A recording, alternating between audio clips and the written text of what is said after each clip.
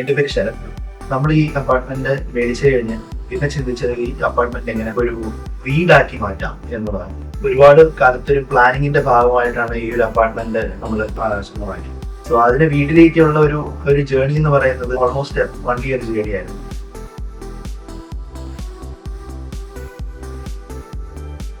അതിന്റെ ഏറ്റവും വലിയൊരു ഭാഗമായിരുന്നു ഇന്റീരിയർ എങ്ങനെ മനോഹരമാക്കാൻ പോകുന്നത്. അപ്പൊ അതിനുവേണ്ടി നമ്മൾ ഒത്തിരി ടീമുകളെ അപ്രോച്ച് ചെയ്തു, ഡിസ്കഷൻസ് നടത്തി, വർക്കുകൾ കണ്ടു.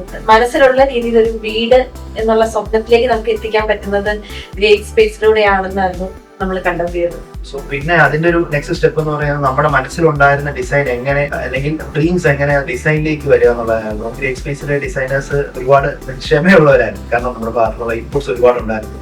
So I think they fulfilled our dream.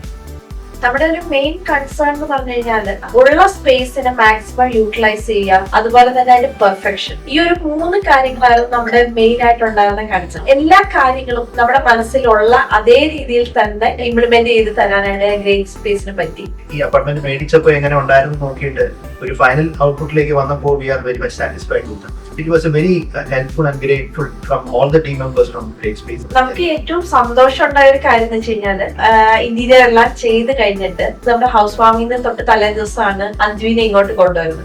അപ്പം ഇവൻ ഭയങ്കര എക്സൈറ്റഡ് ആയിരുന്നു. വീട് കണ്ടിട്ട് 1 വീക്ക് അല്ല, സ്റ്റിൽ അവന്റെ ആ ഒരു എക്സൈറ്റ്മെന്റ് ഇപ്പോഴും തീർന്നിട്ടില്ല. പുതിയ വീട് അവന് അത്രത്തോളം ഇഷ്ടപ്പെട്ടു എന്നുള്ളൊരു ഇത് അവന്റെ ഓരോ കാര്യങ്ങളിൽ നിന്നും നമുക്ക് എവിഡന്റ്.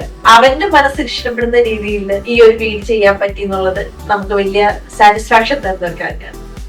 അപ്പോ താങ്ക്സ് Great Space.